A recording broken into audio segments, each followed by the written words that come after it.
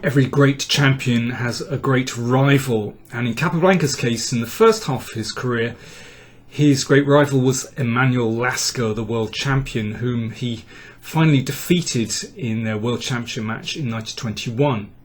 In the latter half of Capablanca's career, his great rival was Alexander Alekhine. Alekhine was a little bit younger than Capablanca and actually somewhat in awe of the Cuban. In their first games, Capablanca really dominated him, had a big plus score, and Alekhine was obviously incredibly impressed. He said he'd never seen anyone with such a quick sight of the board as Capablanca. And when it came to their World Championship match in 1927, Capablanca was deemed by everyone as the clear favourite. Not just because of their plus score going back years, but even in that year in 1927, Capablanca in New York tournament had defeated Alekhine convincingly.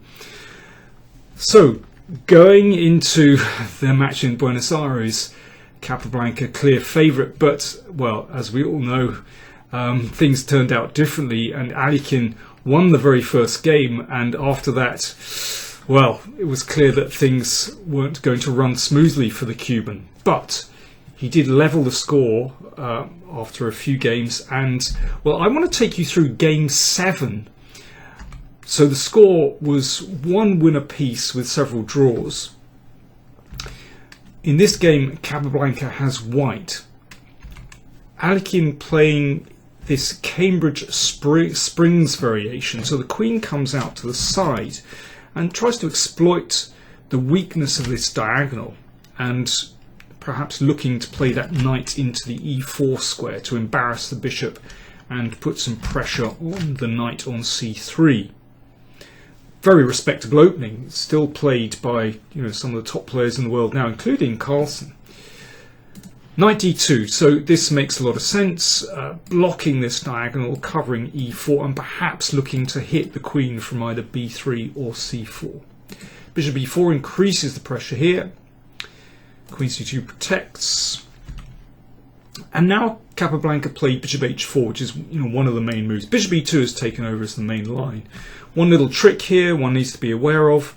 We would of course like to bring the bishop out to d3, not a clever move, because after you take, then that opens up the 5th rank for the queen, hitting both bishops. So that's why, well, one of the reasons why Capablanca withdraws the bishop, preventing any tricks here, but also preempting a strike with knight e4. Now the only problem is you can see that black has already castled, white's king is still in the middle, so Alekhine takes the chance to try and stir up as much trouble in the middle of the board with c5. Capablanca exchanges on f6, and that means he can now take the pawn on c5. It was deemed afterwards that perhaps black should trade here and play like this, but I have a feeling that Capablanca would have been very happy in this kind of technical position where black has this isolated pawn, and it's a very calm position, classic Capablanca, and I'm not surprised that Alekhine didn't go in for that and instead played knight e4, looking to maintain the tension in the position. Capablanca took on d5, so he's still a pawn up. Big moment in the game. If Capablanca exchanges on e6, that's a big mistake. That'll help black to develop. You can see black's piece is very active. The rooks are connected. Tremendous compensation for black.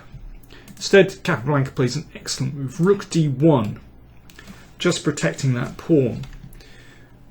And that means that if Alekhine wants to bring this bishop into the game, then he has to exchange, but that allows white's rook into the game, and that forces some exchanges.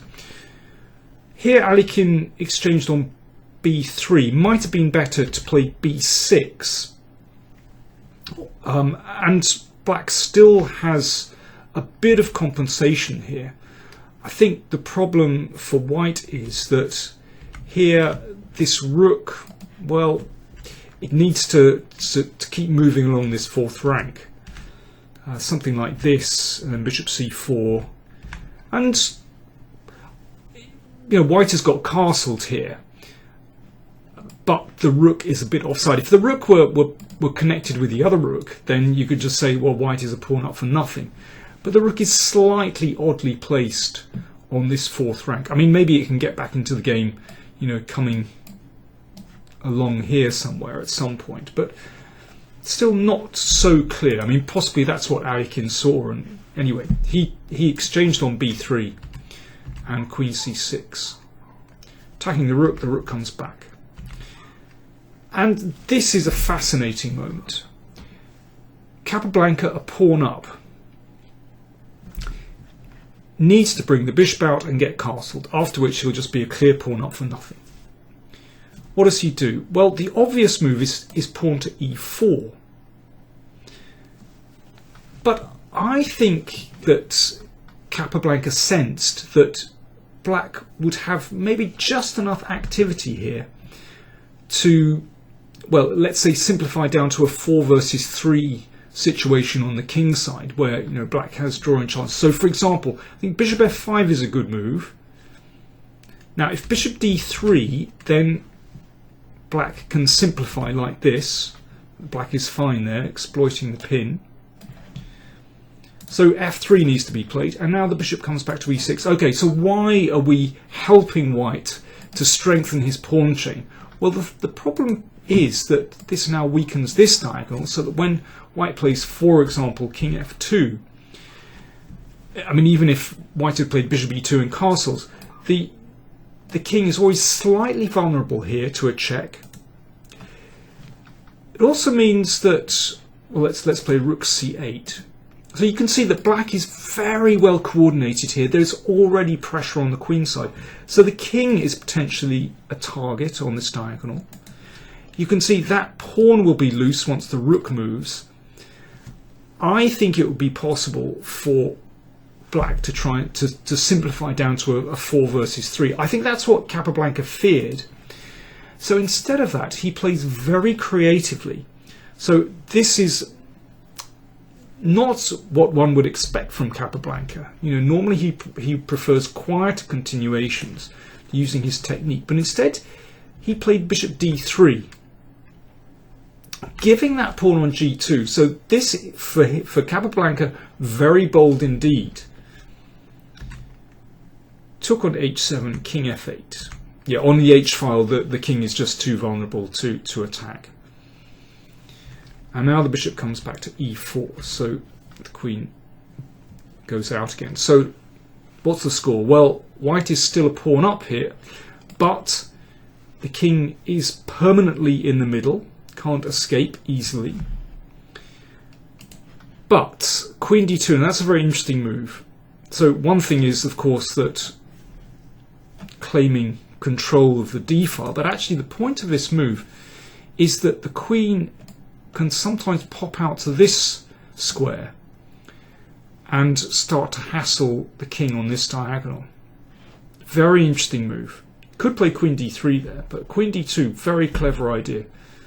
So here we see bishop e6, Alekhine develops, and now c4. So idea is queen b4 check, hassling the king, and possibly looking at this pawn here. And that's why a5 was played. Again, another very interesting moment in the game. It's possible to take on b7, but black would get some activity here. Maybe even giving up the exchange. I mean, possibly moving the rook first, but certainly giving up the exchange. This is very messy, you can see. Instinctively, I think Capablanca would have avoided it. I doubt whether he really calculated that. Gone into any detail. He played rook g1 instead. And this is an excellent move because it keeps the initiative. Looking to attack the g7 pawn. So Alekhine takes on h2. So now material is even. The rook nudges back to the h-file. So now he has potential to attack on G and H file. Queen B2. So this queen still looking to attack on this diagonal. Wants to push the king over to the H file and then attack like this once that bishop moves. The queen also looks down this diagonal as well. So very clever idea from Capablanca. If the king escapes this way, king E7. Well, if a check, then the king might be able to bob out here. But rook H5 is interesting to perhaps shift to B5.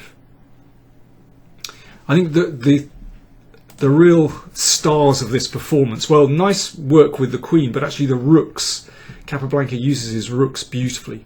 Queen C5 from Alekhine, covering some dark squares. That looks very sensible. And now bishop D5. That allows the rook to potentially move in this direction on any of those squares. If bishop takes D5, rook takes. Well, if check on B4, the king can come up the board, and potential checks here on H8. And here, if rook takes pawn, this is the kind of thing one would have to calculate very carefully. In fact, you don't need to get involved with taking. The king can just nudge to the side, then the queen will move, and then you can take here, well, possibly checking here as well. So definitely loses, but a lot of calculation in this kind of position. Rook A6 looks sensible to bring the rook into play, but now rook E4, and this opens up this diagonal. So the check is looking really nasty, and pressure on E6 as well. So for example, after F6 closes that, but then check, and well, let's say here we can take here, and E6 is overloaded. We can just take this off. So rook E4 just played, rook D6, and now rook H7, and the threats to the king and the king's side are just too great. So for example, if G6, then you can check and just take on F7. Now black is completely lost. So the queen crashes through, and checks here don't really count for much. The king can come up or just go to F1. And black is just losing now. So the game finished like this. Queen takes B7.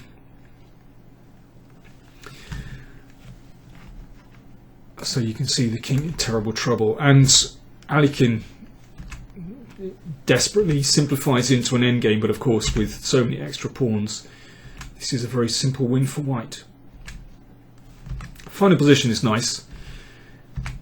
Capablanca is a real artist. Rook A7, so the idea is to give a check. So for example, let's see, if let's say king C8, then we give a check here, and we can take that final pawn, and that really is game over. Or instead, if black prevents the check on the 8th rank, then rook D4 mate. Would have been nice to see that one on the board. A classic epaulette checkmate. Well, that was a convincing win for Capablanca, and that brought the score in the match to 2-1 in Capablanca's favour. But as we know, he eventually lost 6-3. How did Capablanca lose that match? Well, I think he was overconfident, as he had such a big plus score against Alekhine, and everyone thought that he would win. Capablanca was not a hard worker, and I think that overconfidence led him to not prepare very thoroughly for the match. He wasn't a great openings expert. Alekhine did have a talent for hard work, and I suspect learned a great deal from Capablanca himself, actually, in the same way that Kasparov learned a great deal from Karpov later on. And by the end of the match, Capablanca showed signs of exhaustion. Actually, it was an incredibly long match. So there we go. But I really like this game because it showed that Capablanca wasn't just some kind of technical machine, but when he was pushed, he could actually show great creativity and played absolutely brilliantly with the initiative.